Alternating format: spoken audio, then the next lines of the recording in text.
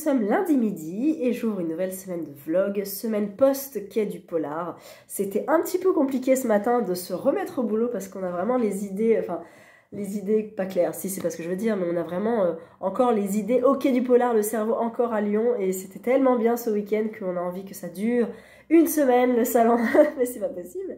Donc on en profite à fond, on oublie tout ce qui se passe dans notre vie pendant ce week-end et quand on revient à nos vies habituelles on se dit ah oui c'est vrai, ah là là il y a tout ça à penser, j'ai pas fait ça, j'ai oublié ça, faut que je pense à ça, bref plein de choses, vous savez sûrement ce que c'est quand on revient de salon. Donc voilà, je me suis retrouvée, j'ai repris mes petites habitudes et je suis allée bosser ce matin, je vais bosser aussi ce soir et j'ai repris mes bouquins. Je vais vous sortir mon audio du moment qui est la doublure de Mélissa d'Acosta. Chez Albert Michel, je l'écoute, je suis juste au début, je suis page 60. Je sens que c'est grinçant, je sens que des trucs pas très nets dans cette famille. Alors on est avec, alors c'est Clara, mais c'est pas elle. Comment elle s'appelle elle? Ah, Eva, non Eve, Evie. Evie est engagée pour être assistante personnelle d'une femme qui s'appelle Clara qui est peintre. Son mari et elle ont un train de vie un petit peu particulier. Elle habite chez eux et il se passe des choses un peu bizarres. Enfin, c'est pas bizarre, mais c'est un peu... on sent qu'il y a des choses cachées en fait. Donc j'en attends pas beaucoup de ce livre-là. On m'en a dit beaucoup sans trop me révéler l'histoire. Mais les filles l'ont lu, Angie et Mag l'ont lu et voilà, c'est un roman assez particulier de Mélissa d'Acosta visiblement. Je n'ai jamais lu cette autrice, c'est le premier que je lis d'elle, donc je vais la découvrir sous cet angle-là et pas sous l'angle de Tout le bleu du ciel, toutes ces choses-là qu'on connaît, tous ces titres qu'on connaît bien d'elle. Mais voilà, moi je la découvre avec la doublure. Angie m'a dit tu vas aimer, je pense que tu vas aimer. Mag m'a dit aussi que je vais probablement aimer. On va voir ce que ça donne, je n'en sais pas plus, je n'ai pas... lu le résumé, mais j'ai juste vu le mot toxique là à l'arrière et je me dis que ça résume peut-être assez bien pour l'instant ce que je ressens dans ce bouquin. Voilà, il y a une espèce de tension comme ça. Et à l'audio, c'est assez intéressant aussi. Là, j'aime bien la voix de la narratrice. Donc voilà, il est quand même.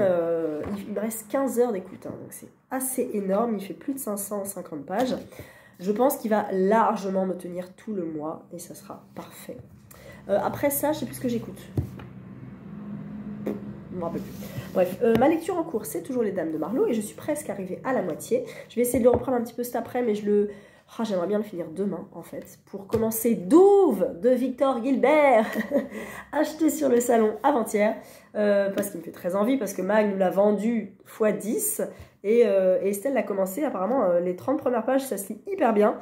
Et elle l'a lu sur le salon. Elle a besoin de silence pour lire. Et elle a réussi avec le brouhaha à lire 30 pages. Donc je pense qu'effectivement, ça doit se lire très bien. Là, dans Les Dames de Marlowe, j'aime beaucoup cette enquête.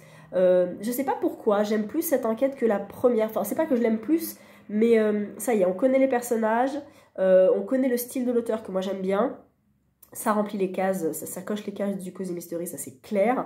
Et là on est sur donc un meurtre fait par une armoire qui est tombée sur Sir Peter, qui était à la veille de se remarier avec une jeune femme qui s'appelle Jenny. Et là il est mort, donc on interroge les enfants, le fils qui avait visiblement une dent contre son père, la femme, enfin la future femme, la fille, les voisins, la famille, tout ça. Et j'aime beaucoup, vraiment j'aime beaucoup le style, c'est très très plaisant et je crois que le tome 3 arrive bientôt, genre 2023 en fait, parce qu'il me semble avoir vu le tome 3 apparaître en 2023, donc avant, peut-être décembre, mais au moins ça laisse moins de temps entre le tome 1 qui était paru en... Ah bah ils sont gonflés, ils disent 2022, pas du tout, c'est paru... Pour moi, en 2021, au moins, on a eu là Les Dames de Marlowe, enfin, j'allais dire à l'instant, mais il vient de sortir, effectivement, tome 2, et donc le tome 3 en 2023 également. Donc ça fera 2 tomes dans la même année, et ça, c'est cool. Vous m'entendez, je suis bien prise, mais bon, c'est pas très grave, j'ai perdu un petit peu ma voix aussi. Mais... Lendemain de salon, on est habitué, donc je continue celui-ci, après j'attaque Douve. Sinon, que vous dire d'autre? Je vous ai montré un petit peu tous les achats du quai du polar, donc n'hésitez pas à aller voir le vlog que je vais d'ailleurs monter là et mettre en ligne aujourd'hui, mais bon, quand je publierai ce vlog-là, il sera déjà en ligne depuis un petit moment. Comme ça, vous aurez vraiment tout le détail, il y a presque 1 heure de vlog, donc il y a vraiment de quoi faire, vous avez tous les achats, tout ce qu'on a reçu de la Martinière, de Pocket, de tout. Et puis... Voilà, est-ce que j'avais fait des achats que j'avais pas montré dans le vlog? Probablement. Oui, parce que j'ai dû conclure... Oui, si, je crois que j'en ai pas parlé. Je vais les chercher. Voilà, en fait, le dimanche matin, on a fait un petit déjeuner pocket, donc j'ai pu avoir la chance d'avoir les poupées de Alexis Leibsker. Je n'ai pas eu le temps de le faire dédicacer, mais c'est pas grave. On a passé un peu de temps avec l'auteur. Il nous a bien parlé de son roman et de l'adaptation aussi d'un de ses romans, donc c'était très intéressant. Et je ne veux pas lire le résumé, je ne veux pas savoir de quoi ça parle. Apparemment, il spoile pas, mais je préfère l'oublier. Je l'ai survolé hier, mais je préfère l'oublier. C'est le 3e roman de Alexis Leibsker. Le premier, c'est L'âme... Non, le feu... Non, c'est quoi? Ah! Bref, il y a un miroir d'âme. Non, c'est quoi? Oh, je suis bête. Ça doit être au début. Le mangeur d'âme, voilà, que je n'ai pas lu.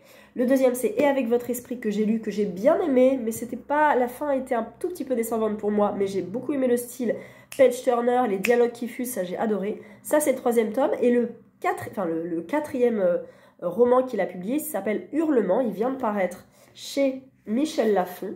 Voilà, c'est ça, Hurlement. Et apparemment, il y a des personnages, des poupées qu'on retrouve dans Hurlement. C'est pas forcément une suite, mais c'est bien de lire d'abord les poupées et après Hurlement. Donc voilà, j'ai hâte de lire celui-ci, que je lis en avril avec Petite Lectrice. On a chamboulé tous nos plannings, parce qu'en fait, moi j'avais fait mon planning d'avril, avec des bouquins, voilà, que j'avais envie de lire. J'en avais parlé à Estelle, elle m'a dit ok, on valide, parfait. Sauf que là, en sortant du salon, on s'est dit non mais en fait on veut les lire tout de suite, les bouquins qu'on a achetés. Donc on lit les poupées, on lit celui-ci aussi, Les Mal-Aimés de Jean-Christophe Tixier, qui est publié chez Livre de Poche, qui est le premier roman de Jean-Christophe Tixier, qui date de... De quand? 2010? Non, impossible. 2019. Et du coup... Estelle l'a acheté, Tatane l'a acheté, j'ai regardé, j'ai adoré tout de suite la couverture, je vais enlever ce truc moche là, j'ai adoré la couverture, le titre, et en lisant le résumé, on est aux Cévennes en 1884, dans une maison d'éducation surveillée qui ferme ses portes et qui avait des adolescents décharnés dans leur institution, et malheureusement c'était un petit peu de la maltraitance vraiment d'enfants. C'est une histoire inspirée de faits très très réels. Il nous a montré en fait une feuille avec le nom d'un enfant, les caractéristiques physiques, le jour de décès. Enfin, c'est vraiment terrible et je pense que ça peut être très très intéressant. C'est très sombre, très noir et ça m'intéresse beaucoup. Donc ça, on va le lire aussi en avril. On va lire le petit 10-18 qu'on s'est acheté normalement sur le True Crime. Qu'est-ce qu'on lit encore? Douve. Moi, je vais lire le tome 3, il est où? Il est là-bas. De Eva Bjorn, qui s'appelle Les garçons qui brûlent, qui est donc le tome 3. Le tome 1, c'est Elma. Le tome 2, c'est Les filles qui je sais pas quoi. Et donc le tome 3, Les garçons qui brûlent, qui sort vendredi, là, simplement. Donc ça veut dire qu'il n'est pas encore sorti. Mais quand vous aurez ce vlog, vous pourrez vous le procurer si vous avez déjà lu les 2 premiers tomes. Moi, j'ai pas lu les 2 premiers, mais c'est pas grave, je sais qui est Elma à peu près. Estelle est en train de le lire, c'est une femme à caractère un peu fort. Et voilà, j'ai pas envie d'en savoir plus. Ça ne me dérange pas de commencer un tome 3 en sachant que comme d'habitude on peut les commencer, enfin on peut les lire indépendamment. Voilà, donc ça c'était mes achats du dimanche, enfin achat cadeau d'Estelle du calendrier de l'Avent et réception pocket finalement pour le petit déjeuner. Je crois que je n'ai rien acheté d'autre et finalement je l'ai acheté 9 sur le salon. C'est beaucoup, mais je suis en aubaille, ça y est, voilà. Dit celle qui vient de recevoir un livre de chez Fayard. Donc bon, de toute façon je l'attendais, je crois que c'est le Judith Butler. Je vais l'ouvrir avec vous. Mais voilà, j'achète pas de livres là. Et je vais vraiment essayer de diminuer la palle jusqu'au 8 mai inclus. On a un groupe sur Instagram. On est motivés. Il y en a qui ont des pales à 600 bouquins et qui sont très très motivés. Donc c'est top. Est-ce que c'est ça? Il m'a l'air tout petit. C'est ça! Judith Butler, La force de la non-violence, c'est chez Pluriel, Fayard. Et donc on est sur un petit essai, oh là là, qui est écrit tout petit, que je ne lirai pas tout de suite, mais je suis bien contente de l'avoir. Il fait un peu plus de 200 pages, 226 pages, il y a beaucoup de notes, beaucoup de références. 20 pages presque de références. Et là, donc, on est avec la non-violence. Ce n'est ni la passivité, ni le renoncement à l'action. Ce n'est pas non plus le pacifisme naïf, ni l'aspiration inconséquente à une forme de pureté morale. Il s'agirait plutôt d'une entreprise politique de rupture avec le monde et ses propres impulsions. Alors que le recours à la violence est souvent présenté comme le mode de résistance le plus radical, Judith Butler propose de régénérer la non-violence comme idéal. Le projet de constituer la non-violence comme nouvelle imaginaire politique n'est pas une utopie. À travers ces discussions de Fanon, Freud, Benjamin, Arendt, Foucault, la philosophe entreprend de fonder une éthique politique sur les notions d'interdépendance, d'égalité et d'anti-individualisme. Ce livre s'est imposé dès sa parution comme un classique de la théorie politique contemporaine. J'ai peur que ça soit un peu dense, mais je suis contente de pouvoir essayer de le lire parce que je me dis que si je le lis, je le lirai peut-être en lecture commune ou alors avec des gens qui ont déjà lu Judith Butler et je n'ai jamais lu cette femme. Donc je suis très très curieuse. Il est paru quand? Parce que ça doit en faire un moment. 2013. 2013, d'accord, très bien. Donc ça fait 10 ans en fait. Voilà, merci beaucoup Fayard, merci Fayard pluriel du coup. Il est vraiment court, hein. C'est un petit essai et je suis bien contente de l'avoir. Donc là, no buy. Au niveau des réceptions, j'en attends 2, 3 probablement. Mais je vais essayer d'en dégommer là dans la palle. J'aimerais bien faire moins 10 en fait. Alors que j'en ai mis 8, je crois, sur le mois d'avril, là, en sachant qu'il y a les vacances, mais en sachant que voilà, le planning peut être un petit peu chamboulé si je réussis à gagner des jours, parce que quand je me programme mes livres, je les programme 400 pages sur 4 jours, mais des fois je les lis en 3 jours, donc je gagne un jour, voilà.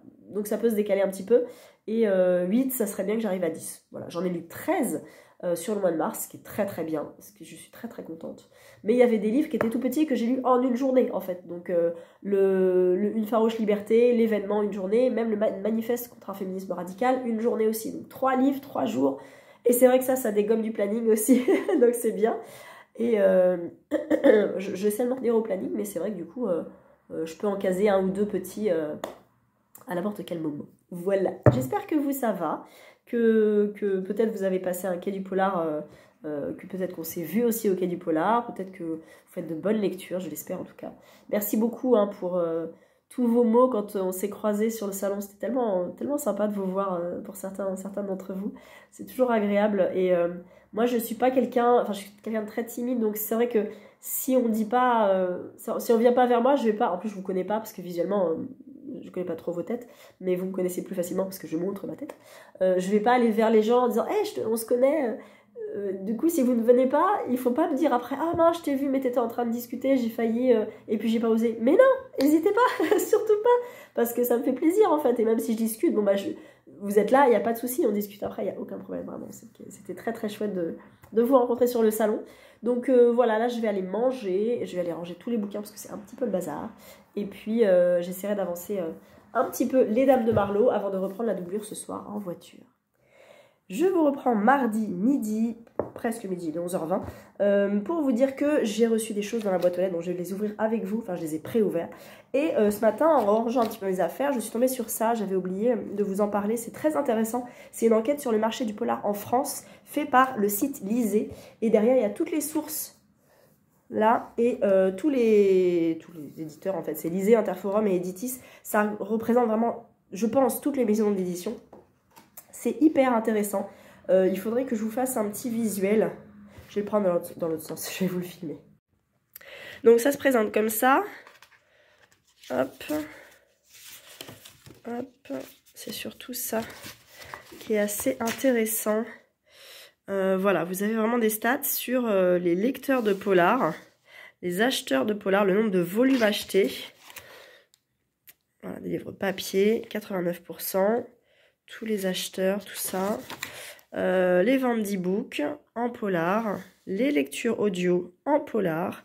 Si vous voulez faire des pauses, n'hésitez pas, si vous voulez regarder un peu plus attentivement. Il y a ça aussi qui est assez intéressant. Ça, j'aime bien aussi. Petit graphique. Voilà. On nous parle aussi... Désolée pour le plan, le grand classique, le Cosy Mystery, le polar historique, Cosy Mystery qui est lu à 90% par les femmes.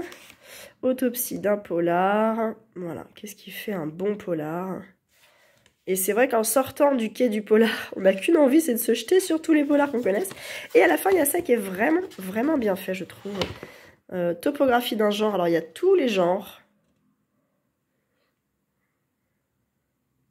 Voilà. Et une carte en fait, genre boussole en fait, avec, je sais pas exactement comment ça s'appelle, hein, désolée, mais il y a vraiment tous les genres regroupés sur une carte et c'est assez intéressant, je trouve, de voir ça, enfin de voir, enfin de visualiser finalement tous ces styles de polar sur une carte. Je trouve ça très intelligent. Donc voilà, je ne suis pas sûre que ça soit édité, mais si vous voulez que je vous fasse des captures d'écran un peu plus détaillées, n'hésitez pas. C'est vraiment, vraiment intéressant. Et voilà, c'est bah, peut-être sur Lisez. Sur lisez.com, vous pouvez peut-être le trouver. Mais vraiment top. Donc voilà, pour les quais du polar, j'ai regardé ce matin le vlog de Angie. Et c'était un vrai bonheur. C'est n'importe quoi ce vlog, c'est génial. J'adore. Hop, hop. Voilà. Et donc, voilà, c'était une très très belle édition. J'ai vu aussi que j'avais ça, un petit extrait de La Ligne de Jean-Christophe Tixier qui m'intéressait beaucoup, que j'ai pas pris parce que c'était un grand format, c'était compliqué tout ça, mais il nous en a très bien parlé et ça m'intrigue beaucoup, beaucoup, beaucoup. Donc, je lirai le petit extrait. J'ai aussi un extrait du nouveau Cécile Cabanach, Le chaos dans les veines, qui est une nouvelle saga. C'est pas comme Des poignards dans les sourires, Requiem pour un diamant et... Voilà. Donc là, c'est la petite ritournelle de l'horreur. Voilà, c'est un tome 3, ça. Et là, on est sur vraiment un tout petit extrait, un prologue et j'imagine un premier chapitre. Voilà, donc c'est ces deux petits extraits-là. S'il n'y a pas de place dans le sac, je peux prendre des extraits si je veux, pour découvrir ces livres-là. Je suis toujours dans les Dames de Marlowe, j'ai bien avancé. Je suis à la page 263. Il m'en reste 150 à peu près. Je vais essayer de finir aujourd'hui parce que je veux commencer Douve de Victor Gilbert, mis très très en avant par Mag. Voilà, sinon j'ai été contactée par Page des libraires on a reçu également ça, un an de polar français vu par Page et on a effectivement toutes les sorties. Voilà, c'est comment acheter plus, encore plus comment avoir encore plus envie. Et bien il y a ça et on a reçu aussi ça de Livre Hebdo, Le meilleur du noir, où là on a carrément une rétrospective de... en fait il y a une enquête sur le polar machin, et il y a un truc sympathique aussi, un petit camembert, j'aime bien les petits camemberts avec tous les éditeurs et les ventes de polar. Et on a aussi tout ça, voilà, toute la bibliographie qui va sortir en poche, voilà, donc... on a envie de tout, il ne faut surtout pas tout lire en fait, hein, clairement. Là j'ai vu qu'il y avait La femme de chambre qui sortait en poche, Angie l'a lu, je l'avais adoré. Et voilà, trop de choses, mais on va essayer de se concentrer, je suis en no-buy. Je vais déjà lire tout ce que j'ai prévu et ça sera très très bien. Voilà, les deux petites réceptions, c'est des réceptions pocket. Alors, ah voilà, je m'en doutais, je l'avais vu passer. Lucia de Bernard Minier, la couve est très très belle. J'aime beaucoup. Je préfère cette couve à la couve grand format. Je ne me rappelle pas. Non. Elle n'y est pas. Ah, mais ils refont toutes les couvertures. C'est fou. Regardez. Ils refont toutes les couves de Bernard Minier. Alors moi, j'ai rien lu de Bernard Minier. Mais j'avais envie de lire Lucia aussi parce que j'ai Un œil dans la nuit. C'est le dernier volume de Servaz. Et du coup, bah... Ah, il y a plusieurs parties. Ouais, il fait presque 500 pages quand même. Et là, Lucia, c'est une nouvelle enquêtrice en fait. Donc c'est l'inspectrice, excusez-moi, Lucia Guerrero. Voilà, c'est une guerrière, une vraie. Mais ce soir-là, le cœur lui manque. Le cœur lui manque. Sous une pluie torrentielle, le cadavre de Sergio, son coéquipier à la police judiciaire madrilène, joue les Christ au calvaire. Nu, les bras en croix, la peau collée à la glu. Pourquoi une telle mise en scène? Et quel rapport avec cette ancienne série de crimes exhumés par un programme expérimental de l'université de Salamanque? Je ne veux pas en savoir plus. Voilà, ça a l'air pas mal du tout. Il était sorti l'an dernier, du coup là c'est la sortie poche. Et c'est chouette, j'adore cette couverture. Vraiment, j'adore. Qui a fait cette couverture? Pauline Rico. Pauline Rico, j'adore ta couverture. Voilà. Donc Bernard Minier, en plus c'est bien parce qu'on peut le mettre comme ça, on voit Lucia là, dans la page. On n'est pas obligé de le mettre comme ça en fait. Enfin, comme ça on voit Bernard Minier, et comme ça on voit Lucia. Voilà. Donc Puissant dans la palle, je suis en bail. On a quoi là? Ah bah voilà, on a tout, trop bien. Ah bah ça c'est pour les photos Insta. Trop bien, on a toutes les couvertures de cartes postales. Enfin en carte postale plutôt. Oh, c'est génial, attendez. Je vais vous refaire un plan. Regardez. Glacé, La chasse, Une putain d'histoire, Sœur, Le cercle, M, Le bord de l'abîme, On éteint pas la lumière. La vallée. Le cercle et Lucia. Trop bien. Trop bien. Il sort quand Lucia? Il sort pas. Il sort pas, je sais pas, il n'y a pas de date. Mais bon, je pense que c'est avril. Trop bien. Trop bien. Elles sont belles ces couvertures. Très chouettes. Merci beaucoup Pocket pour ce tome de Lucia. Et alors un plus gros Pocket. Ah, cool. Mamma Roma de Luca Di Fulvio. Alors, on m'a envoyé tous les pockets de Luca Di Fulvio, je crois que je les ai tous. Ah non, j'ai pas Le Soleil des Rebelles. J'ai pas Le Soleil des Rebelles, je l'ai lu en grand format. Et là, du coup, c'est son nouveau, celui de l'an dernier qui est sorti en poche, avec cet enfant sur la couverture, tout sourire. Il est gros, hein. C'est du Luca Di Fulvio, c'est écrit petit, mais ça se dévore tellement. Il fait 800 pages, mais ça ne m'inquiète absolument pas. Ils sont 3 orphelins jetés sur les routes du royaume d'Italie. Pietro, jeune homme perdu au regard duquel rien n'échappe. Puis Nella, comtesse flamboyante aux idées d'avant-garde. Enfin Martha, saltimbanque blessée par la vie. 300 familles auxquelles Rome tend les bras. Rome la mère, Rome la louve, Rome la catin splendide et miséreuse avec ses amours violentes, ses truands, ses complots. Rome assiégée qui en cette année 1870, je leur remonte vraiment, s'apprête à tomber aux mains des partisans. Aux premières loges de cet opéra révolutionnaire, tous 3 vont assister et participer à leur façon à la naissance d'une nation. Ça a l'air passionnant. Je pense qu'historiquement, c'est très intéressant. Comme tous les Luca Di Fulvio. Et il sort bientôt. Je n'ai pas de date. Pocket, mettez des dates de sortie pour qu'on les dise en vlog. Je pense que c'est avril de toute façon. Vous allez retrouver toutes les infos. J'en suis persuadée. Voilà, Mamma Roma. Bah, merci beaucoup Pocket pour toutes ces belles réceptions. Et je vais avancer un peu les dames de Marlowe là, je pense. Et j'ai Pilates et après j'ai dentiste. Ma vie est passionnante.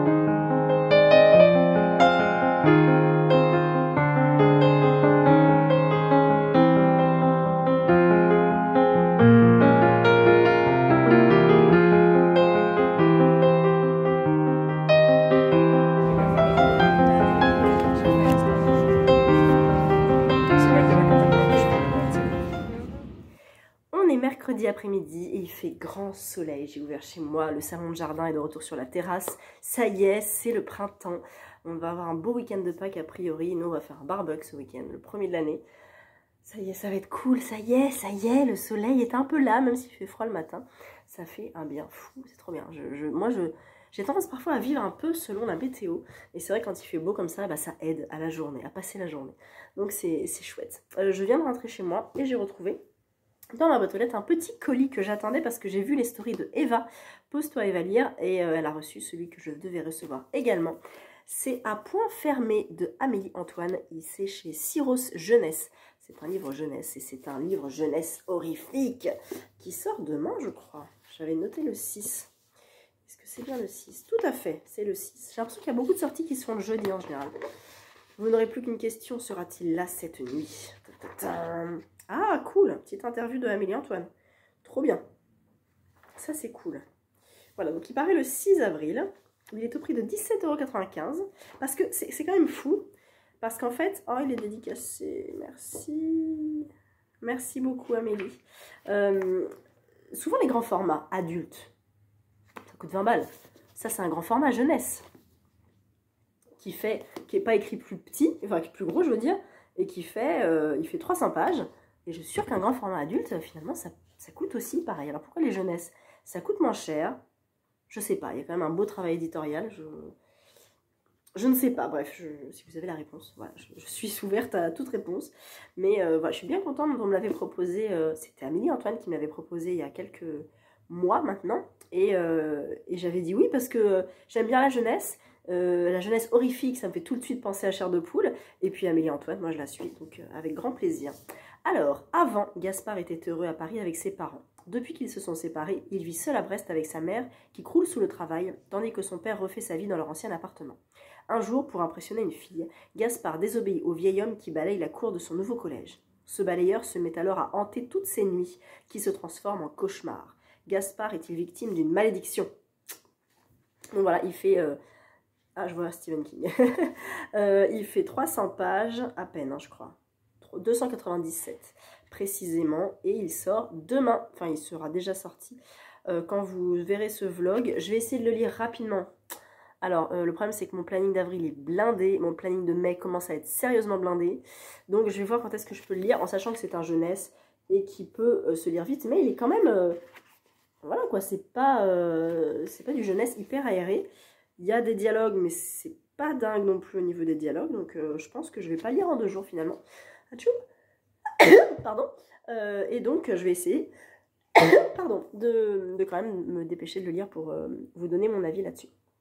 J'aime bien la couverture. Voilà. Je sais pas si vous voyez bien avec la lumière, mais je pense que oui. Merci beaucoup à Syros et merci beaucoup à Amélie Antoine pour cet envoi. Alors, ensuite, au niveau des lectures, vous avez vu hier que je suis allée me balader sur Paris parce que j'avais dentiste et qu'après j'avais du temps. Donc je suis restée du côté de Pyramide. Je suis allée manger un petit melon pan qui est trop bon chez Aki Boulangerie. Et après, je suis allée à la librairie Junku, qui est une librairie japonaise à Paris, que j'avais l'habitude de fréquenter il y a bien 10 ans, parce que je lisais beaucoup de mangas, des magazines japonais, des livres, parce que je faisais du japonais. Et du coup, bah, j'ai toujours plaisir à retourner à Junku, même si j'ai oublié un peu tous mes kanji. Je connais toujours mes hiragana, et j'ai toujours bon espoir de reprendre un peu le japonais. J'en ai fait pendant 6 ans, 1h30 par semaine dans un institut dans Paris, et c'était top, c'était vraiment top, mais à la fin j'avais plus de temps et j'avais tout oublié. Donc je pense que je reprendrai des cours un peu plus tard quand mon fils sera plus grand, que je pourrai, quand il sera un peu plus autonome, je pense, d'ici quelques années, je retrouverai des cours de japonais, et puis c'est un budget aussi, hein, n'empêche, mais j'ai pas envie de lâcher, j'ai envie de reprendre au contraire, parce que à chaque fois que... Enfin, le Japon est un pays que j'adore vraiment, et dans lequel je suis allée plusieurs fois, 4 fois, je suis allée 4 fois au Japon, et j'ai envie à chaque fois d'y retourner, d'apprendre de nouvelles choses, et de parler japonais, et de... Voilà, la culture japonaise m'apprend beaucoup, et j'aime beaucoup découvrir énormément de choses, et puis les mangas font partie vraiment de cette culture-là aussi, et j'ai toujours plaisir à en lire, même si j'en lis moins en ce moment. J'en ai pas mal, et justement le fait d'être allée à Junku hier m'a fait avoir un espèce d'élan de nostalgie de tous ces mangas-là. Alors j'en ai lu récemment, hein, bien sûr, des titres récents que j'aime bien, tout ça chez Akata, machin, mais j'avais envie de me replonger dans les vieux titres du Ayazawa, alors Card Captor Sakura, je ne l'ai jamais lu, j'avais vu je pense quelques épisodes à la télé, mais je ne l'ai jamais lu, et en fait je suis à la recherche de mangas qui se passent à l'école ou la vie japonaise, mais vraiment des années 2000 en fait. Et Nana, faut que je lise Nana parce que j'ai jamais lu, j'ai regardé tout l'animé en entier, j'avais adoré, et c'est d'ailleurs ce manga là, cet animé là qui m'a mis un pied dans le Japon parce que j'ai découvert la musique japonaise en premier avec Anna Tsuchiya, puisqu'elle a fait le générique en fait de fin ou de début, peut-être les deux, de Nana, l'animé. Et donc j'ai commencé par Nana, puis après j'ai regardé d'autres animés parce qu'il y en avait plein que je regardais. J'ai regardé Chobits, j'ai regardé Death Note, j'ai regardé...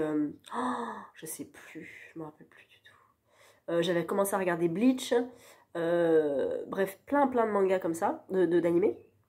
Puis après, je suis passée à lire des mangas.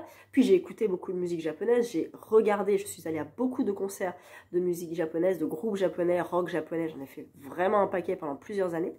Et puis j'allais à Japan Expo tous les ans pendant 4 ans, 4 jours à fond, du matin au soir. J'étais à Donf, cosplay et tout et tout. Et puis j'ai arrêté parce que voilà, c'était plus trop mon mode de vie. Mais c'est vrai que j'aurais plaisir à retourner dans ces mangas-là. Donc Nana, j'ai bien envie de le lire. Je ne suis pas un ange aussi, de le relire. Paradise Kiss, ces trois-là de Ayazawa, j'ai vraiment envie de les soit découvrir ou de redécouvrir. Et puis il faut que je finisse Death Note, le manga que j'avais commencé.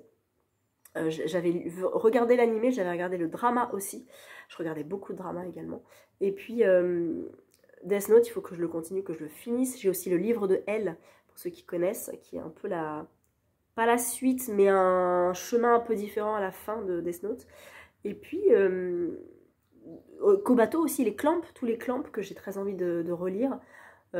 Crossolik, je ne l'ai jamais lu, mais les dessins sont tellement beaux, il faudrait vraiment que je m'en prenne un ou deux. Et en fait, les nanas, je pensais que je les avais. Et alors moi, j'ai les hors-série. J'ai le Nana 7.8, je crois, qui, je ne sais pas s'il existe, il doit valoir cher celui-là, parce que je l'ai eu il y a longtemps. Et en fait, j'ai regardé, je pense, à la médiathèque pour emprunter au moins un tome de Nana, parce que j'ai envie là tout de suite de les lire. Donc je vais essayer de faire ça rapidement. Je sais, mon planning est blindé, je sais, je suis en no-buy, j'ai plein de bouquins, j'ai 4 bouquins que j'ai empruntés à la médiathèque, que je dois lire avant le 27. Voilà, je crois que je vais me réveiller la nuit, je vais mettre des réveils la nuit pour lire et arrêter de dormir. Parce que finalement, mon fils se réveillant à partir de 5h45, pourquoi dormir, de toute manière. Donc voilà, je vais peut-être me résigner à lire au lieu de dormir. Niveau lecture, justement, donc voilà, donc je vous disais que j'étais sur Paris hier, je vous ai mis des petits plans. Et objectif, voilà, certains, ça serait de relire des mangas. J'ai très envie. Sinon, j'ai terminé hier Les Dames de Marlowe, le tome 2. Il suffira d'un signe, et je crois que je l'ai encore préféré au tome 1, parce qu'il y a un sacré rayon de soleil, là, je crois. Non, vous me voyez? Je sais pas, enfin, en tout cas, sur mon téléphone, il y a un rayon comme ça, parce qu'il y a le soleil qui vient. Donc je crois que je l'ai préféré au tome 1 parce que le tome 1 était introductif dans les personnages, j'ai adoré, vraiment. Mais là, le tome 2, on connaît déjà les filles, donc on s'attarde pas trop, et l'enquête est brillante.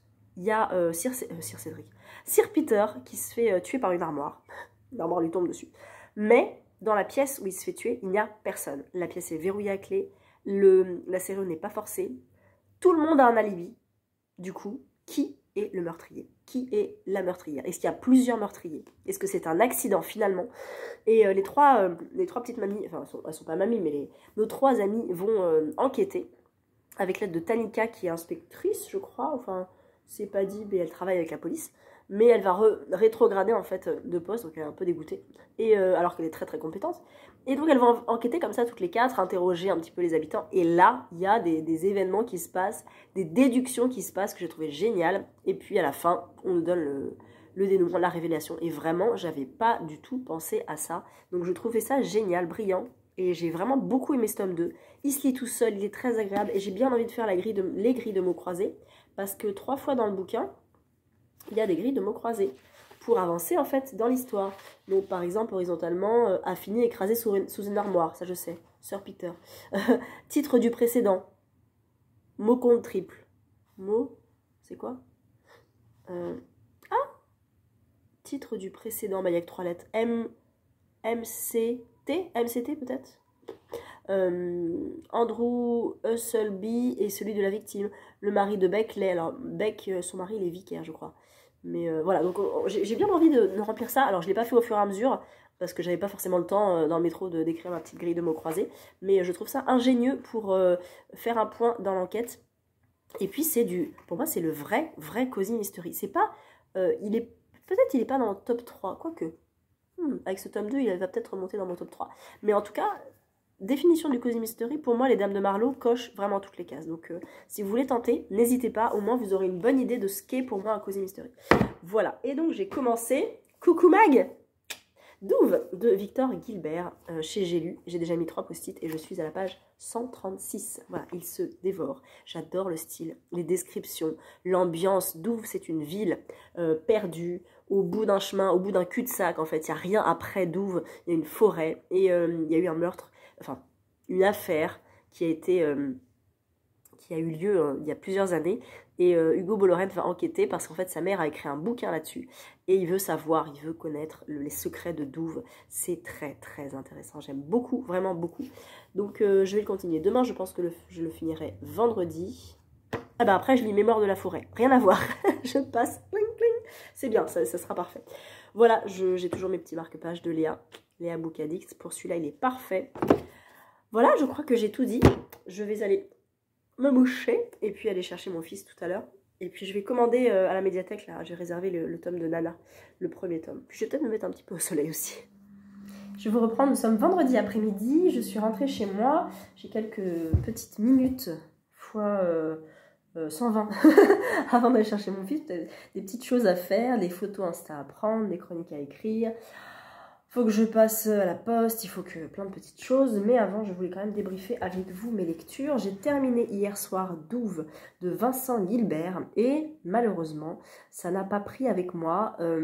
J'ai bien aimé, alors les points positifs, j'ai beaucoup aimé l'ambiance, beaucoup aimé les descriptions, cette ambiance sombre, je vais dire mortelle, mais brumeuse, noire. Cette ville est vraiment mystérieuse, Douve est vraiment mystérieux. Et les habitants aussi. Il y a beaucoup de secrets, beaucoup de non-dits. Et ça m'a plu, vraiment beaucoup. Le style de l'auteur est très intéressant aussi, j'ai adoré. J'ai mis 3-4 post-it, vraiment, il y a des phrases qui m'ont marqué, que j'ai trouvé hyper chouettes.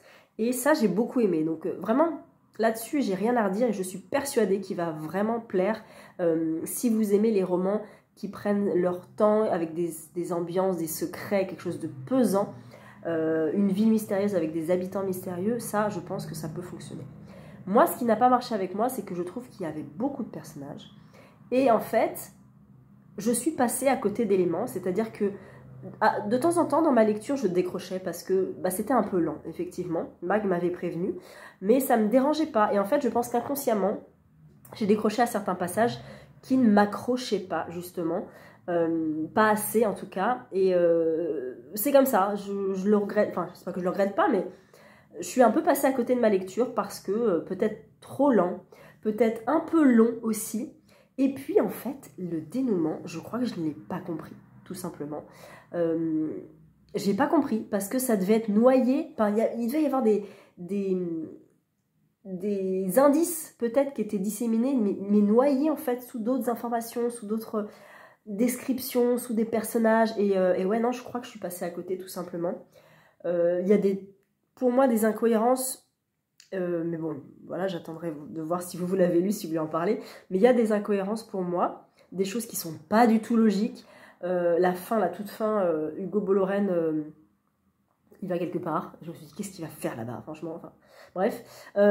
Et donc voilà, c'est une petite déception, j'ai quand même mis 16 sur Livre Addict parce que, encore une fois, l'ambiance, le style, j'ai vraiment accroché, mais l'histoire ne m'a pas plu, voilà, pas plus que ça. Je ne tenterai pas d'autres livres de l'auteur, mais je suis contente quand même de l'avoir découvert. Je comprends Mag, parce que Mag est très polar nordique, et je pense que ça a peut-être une ambiance de polar nordique, donc voilà, pourquoi pas, enfin franchement, je pense que ça peut plaire, mais ça n'a pas pris avec moi. Alors je dis que elle aime les polars nordiques et moi-même je vais lire Eva Björn de dire le tome 3 de la saga de Elma, je le lis la semaine prochaine parce que je l'avais eu grâce à la Martinière et je me suis dit j'ai trop envie de le lire. Donc c'est quand même un polar nordique aussi, hein. Mais voilà, si j'accroche pas, je saurai pourquoi. Donc Douve de Victor Gilbert qui était une moyenne lecture. Je suis ensuite passée à mon petit doudou de l'année, mon petit bonbon acidulé que je sais que ça va être un coup de foudre, le tome 2 de Mémoire de la forêt de Michael Brun-Arnaud. Le tome 1 avait été un coup de cœur monumental sur l'année 2022. Je sais que celui-là sera aussi un coup de cœur. Je l'ai commencé ce matin, j'ai déjà passé, on est où? La moitié, voilà, j'ai lu tout ça. J'ai lu 175 pages et il en fait 310, donc oui, j'ai bien passé la moitié. Nous sommes là avec, alors toujours Archibald Renard, et on est aussi avec son grand-père Cornelius Renard, alors non, je vais pas commencer par là. Archibald est le libraire de Belle-Écorce, le libraire du village de Belle-Écorce. Et en fait, un jour, il apprend que en fait, il n'est pas le propriétaire de la libraire, que c'est Monsieur Loup, en fait. C'est Célestin Loup qui est le vrai propriétaire. Donc, Archibald est dégagé, en fait, tout simplement de sa librairie. Et il est un petit peu énervé, fâché, en disant « Mince, mais si c'est pas moi le propriétaire, qui c'est? Est-ce que c'est vraiment lui? Je veux une preuve. » Et il trouve une preuve dans les carnets de son grand-père. Il va retrouver comme ça des extraits des carnets de son grand-père qui vont lui révéler, je pense, l'histoire de la librairie, l'histoire de Belle-Écorce, son histoire à lui. Et je pense qu'il y a en message l'histoire de l'amitié, bien sûr, des liens familiaux. Et c'est toujours tellement doux, mais vous n'avez pas idée à quel point c'est beau et c'est mignon. Et si vous n'avez pas encore lu Mémoire de la forêt, alors commencez par le tome 1. Celui-là, on peut le lire, je pense, indépendamment, mais c'est dommage parce que vous n'aurez pas les références du tome 1. Le tome 1, c'est le... Bref, c'est le tome 1. Je ne sais plus comment il s'appelle. Ah zut, il est à la fin peut-être. Les souvenirs de Ferdinand Taupe, voilà. Et c'est tellement doux et c'est drôle. Et il y a des petits personnages animaux partout. Et il y en a une qui s'appelle Fourchette. C'est trop mignon, Fourchette. Et je me dis, mais comment tu réussis à faire d'un nom commun un nom propre tellement chou, alors que Fourchette, c'est juste Fourchette, quoi. Mais là, c'est Fourchette, c'est trop mignon, un petit raton laveur qui s'appelle Fourchette. Bref, tout est doux, tout est agréable. En plus, vu qu'il y a des extraits du carnet, c'est sur des pages un petit peu en sépia, comme ça, avec une écriture différente. Il y a plein d'illustrations magnifiques de Sanoé. Je vais essayer de vous en trouver une. Il y a un bateau pirate qui me fait beaucoup penser au bateau pirate de Disney, si vous êtes déjà allé à Disney. Donc c'est Sanoé qui fait les dessins. Et ne serait-ce que la couverture, elle est superbe. Et en plus, dans cette couverture, vous avez un rabat qui vous montre la librairie et les portraits d'Archibald. Et de l'autre côté, on voit un autre portrait et l'ombre des loups. Voilà, donc bon, je vous le vends et le survends, mais vraiment, ce bouquin-là, c'est mon bonbon, c'est mon plaid littéraire à moi. Il est tellement formidable. Et ça a plusieurs degrés de lecture. C'est pas que pour les enfants. C'est pour les adultes, c'est pour tous les âges, c'est pour tout le monde. Vraiment, lisez-le, passez-le à vos enfants, passez-le à vos petits-enfants. Offrez-le, c'est du bonheur en barre. Je vous promets que c'est du bonheur. Il faut y aller avec un petit peu de son âme d'enfant quand même, hein, parce que si vous êtes trop adulte, trop rigide, ça marchera peut-être pas. Parce qu'il faut s'immerger un petit peu dans cet univers avec... Belle-Écorce, c'est trop bien Belle-Écorce, il y a plein de trucs, il y a la librairie, il y a le café, il y a plein de choses, il y a la maison des Glycines, la maison des mystères, la librairie, l'école, le bateau pirate, le théâtre extraordinairement modeste, qui était juste génial, bref, la clinique des hérissons, voilà, vous avez une petite carte en début de livre, lisez Mémoire de la forêt, il y aura 4 tomes, ça c'est le deuxième, le premier tome c'était sur l'été, celui-ci c'est sur l'automne, le tome 3, l'hiver sort cet hiver, et le tome 4 qui sera donc... le printemps, on va y arriver, sortira, je sais pas quand. Mais voilà, c'est vraiment magnifique comme bouquin, et par l'objet, et par l'histoire qu'il y a à l'intérieur, donc lisez Mémoire de la forêt. Donc à mon avis, je l'aurai fini demain. Voilà. Que lire après? Là n'est pas la question, j'en ai plein à lire, je voulais me caser un bouquin de ma médiathèque, là, l'Indomptable, sur la chef d'orchestre et violoniste, je crois, afghane, que j'avais envie de lire, des mangas, parce que je veux lire des mangas, et j'ai reçu, alors je vais pas le lire tout de suite celui-là, il était prévu j'avoue, mais comme j'ai chamboulé un petit peu mon planning avec Estelle, on le lira peut-être pas tout de suite, il est magnifique. L'affaire Agatha Christie, de Nina de Gramont, et c'est sur, donc chaque histoire a ses secrets, chaque mystère a ses raisons. Il est au Cherche-Midi, il est magnifique, il sort le 20 avril, et il est écrit tout petit. Oh, il sent bon! Ah, j'adore cette odeur. Ah, j'adore. Bref, vous allez me prendre pour une folle. Et donc, il fait 410 pages, je pense, avec les remerciements. Oui, c'est ça, 409. Il est très, très beau. Très élégant. Vraiment, plusieurs parties. Ah bah, elle l'aime trop, cette petite. C'est dangereux. Oui, c'est dangereux. Hercule Poirot. Citation d'Hercule Poirot. Alors, nous sommes à Londres en 1926. Agatha Christie a 36 ans. Au rythme du succès littéraire plus de succès plus éclatants les uns que les autres, elle fréquente une société glamour qui se réunit lors de somptueuses fêtes et de week-ends dans de belles maisons de la côte anglaise. Sa fascination pour le drame et le mystère n'ont, semble-t-il, aucune répercussion sur sa vie privée. Jusqu'au jour où son mari lui annonce sa liaison avec la jeune Miss Nan Odie et son intention de divorcer pour l'épouser. Là, tout s'écroule. Agatha accuse le coup, puis disparaît. C'est la stupéfaction.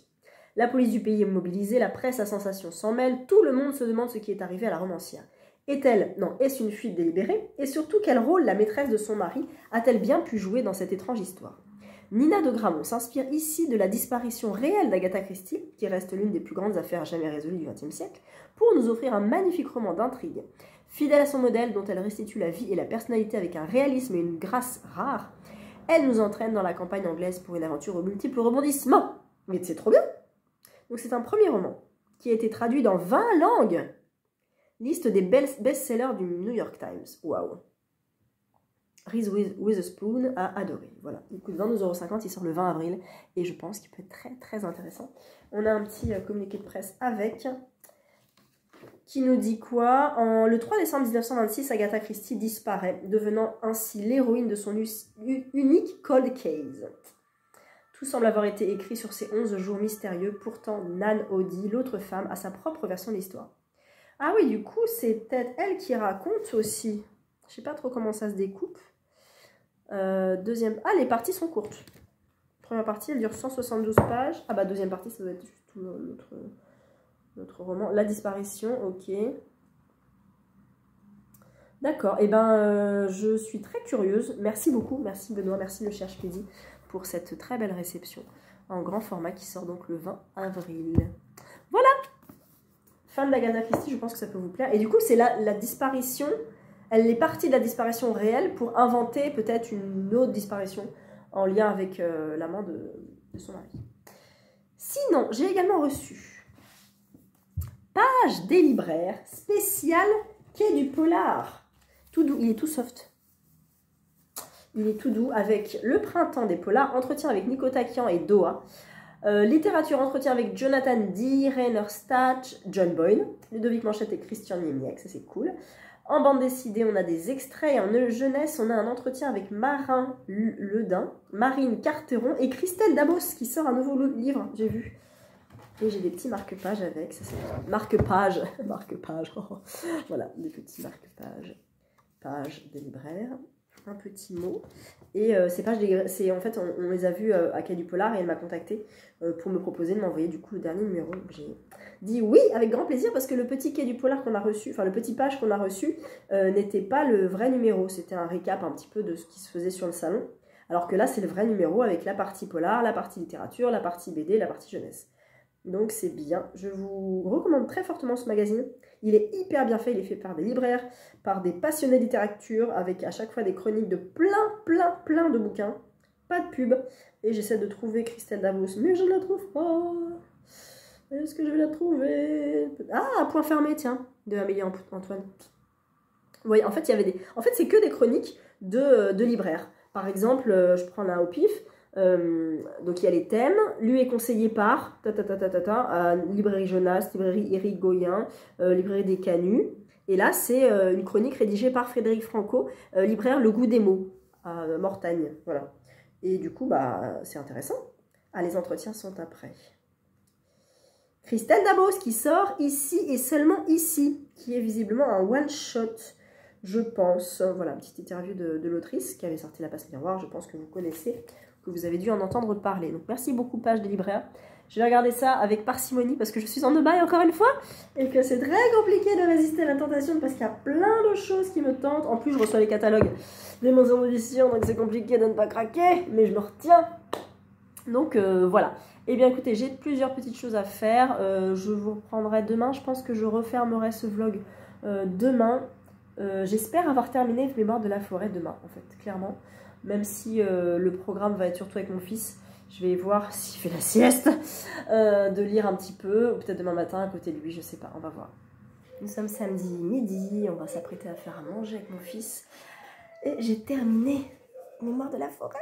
C'était trop bien, c'était parfait, c'était parfait. C'est des beaux thèmes abordés, bien abordés sur la famille, sur l'amitié, sur l'amour, sur l'acceptation de soi, sur...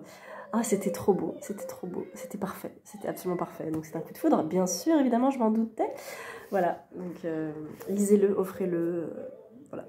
Je ne m'en dirai pas plus parce que je vais arrêter de vous saouler avec ça.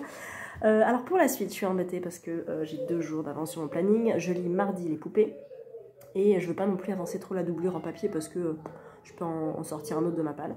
Dans ma palle, j'en ai sorti 4. 2 de la médiathèque et 2 de ma palle.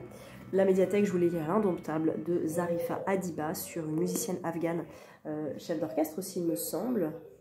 Ouais, chef d'orchestre de Zora. Irréfutable essai de successologie de Lydie Salver, qui me tentait beaucoup. Et puis j'en ai sorti 2 autres de ma palle, donc un très très récent, Un poids fermé de Amélie Antoine, qui est aussi un jeunesse. Mais je pense qu'il peut se lire, je vais pas dire lentement, mais on prend son temps quoi. Et Irrécupérable de André Marois, que j'ai dans ma palle depuis un petit moment maintenant, que j'avais reçu quand il était sorti. Il est sorti en 2021, ah non, en 2022, pardon, donc l'an dernier. C'est en fait l'auteur de Bienvenue à Meurtreville, que j'avais adoré, j'avais trouvé ça hyper drôle. Et là, Margot du Mot et le Reste m'avait dit c'est la même plume, en plus cynique, en plus drôle, en plus recherché. Donc j'ai très envie. Il est court, hein, il fait 200 pages, mais il est écrit de haut en bas, vous voyez. Enfin, presque. En fait, j'ai envie de le sortir de la palle. J'ai envie de le sortir de la palle, donc je pense que je vais lire ça. Et parce qu'il est dans la palle depuis un moment, donc tant qu'à faire, bon, à point fermé, je pense que potentiellement dans le mois, j'aurai encore au moins 1 jour ou 2 de libre dans mon planning parce que j'ai fait en sorte de prendre des livres finalement pour certains qui se lisent assez vite. Donc à mon avis, j'aurai quelques jours de libre en sachant qu'à la fin du mois, je retourne en vacances en Alsace et du coup, je vais avoir du temps pour lire finalement, plus que prévu. Donc je vais peut-être avoir la possibilité de lire le Amélie Antoine. Donc à mon avis, je vais partir sur Irrécupérable. J'avais fait un sondage sur Insta, mais je pense qu'il n'aura pas trop de succès parce que presque personne connaît ce bouquin. Mais c'est pas grave, je suis là aussi pour faire découvrir des bouquins dont on parle pas forcément. Et tiens, je vais vous relire le résumé peut-être. Alors il y a une partie extrait et une partie résumée, je ne vais pas lire l'extrait.